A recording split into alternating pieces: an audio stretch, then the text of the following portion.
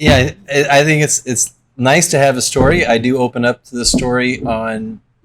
Oftentimes, when I have patients that have an injury that derails their life, I tell them the story, and usually I get to know them for for upwards of like 1 to 2 years, like a motor vehicle accident or an ACL, something where there's going to be some longevity to it. So I've told the story many times in our clinics, and so I was a pretty good athlete as a kid. My parents had me in like 3 sports at a time, so I'd go from martial arts to baseball, then to soccer, and it was really a great life, like being involved in so many sports.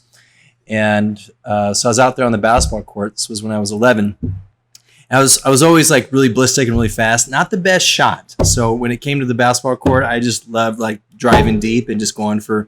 I could never dunk, clearly not at 11, but I would try and get up as high as I can. So I really don't have much memory of it, unfortunately, but I was told that I did make the layup. So I was sprinting down, and apparently I made the layup. I'm thinking in my head that guy never passed it to me, but the next thing I know, I found myself on the floor, and I basically sprinted straight first into a steel pole. And that's a big ouch. So what happens, in case you're curious, live, by the way. it's pretty gnarly. The steel poles will move too much. It's so I lost quite a bit of memory from it. And what happens? It shook my eyeball so hard that I instantly became blind in my left eye. And it's pretty amazing how the eyeball can shake and your retina rips. So I lost my focal vision. And I just, I told you I was a pretty decent athlete. I batted third in the lineup, which anyone who plays baseball knows that you can at least hit the ball consistently if you're batting third. That next season, baseball, I literally struck out every single time. I went from being an okay shot, with basketball, couldn't make the ball, airballed every single ball. In soccer, I'd go for a header, completely missed the header. So the kicker with it is they didn't figure out I was blind for like 3 years because, like every 11-year-old, you cheat.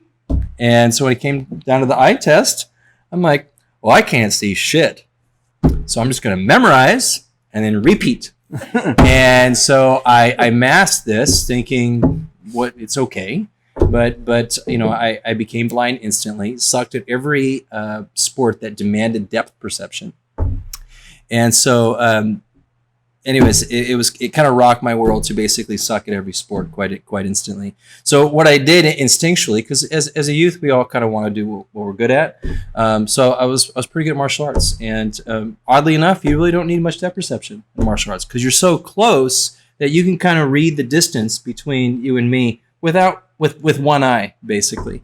So I got really good at martial arts, and while my friends were doing 2 or 3 sports, I stopped playing sports because I just hated striking out every single time. So instead, I hit the weight room. I trained with my martial arts instructor in kind of off hours on performance. We would kind of combine ballistics, plyometrics, jump rope, and weightlifting. And this was at a pretty young age. And then I became a third-degree black belt over the course of about like 10, 12 years of doing it as a youth. So I kind of dove deep with my athleticism and looked at my own performance outside of any ball or hand-eye coordination. And what that did is it got me pretty strong. It got me really flexible. It got me pretty quick. Still suck at every sport, but I became a really good mover. And I frankly became obsessed with performance. I was understanding heart rate and conditioning and strength metrics at like 13. My mom just kind of pulled this little certificate out of the attic not that long ago when they moved, and believe it or not, in 7th grade, so I was 13, 14 at the time, and I knew that I was blind at that time. I had quit most sports, but I had such a love for performance at its root that I had an opportunity, because I was pretty good at school, I had an opportunity to do summer school at the college. So I got to go to Sacramento State University as like a 7th, 8th grader during the summer school and study sports medicine, because I figured I wanted to learn sports performance. I wanted to learn what goes wrong and how the body heals without even knowing there's careers in this. I just saw that I could take that course. So I took a summer school course, and I became just, frankly, quite obsessed with performance and regen and healing and movement and flexibility. I loved kicking people in the head. So I was just like that, Jean-Claude Van Damme of opening up your legs in the spreader and just cranking away, trying to open up my groin. I would stay there for 30 minutes straight. I tried to break my body so that it could do something better. And that's what I kind of fell in love with as a kid, because I didn't have the luxury of hitting bombs or shooting threes. So it did kind of remind me. I recently read a good book called David and Goliath, and it was by Max Gladwell, right? Not Malcolm Gladwell.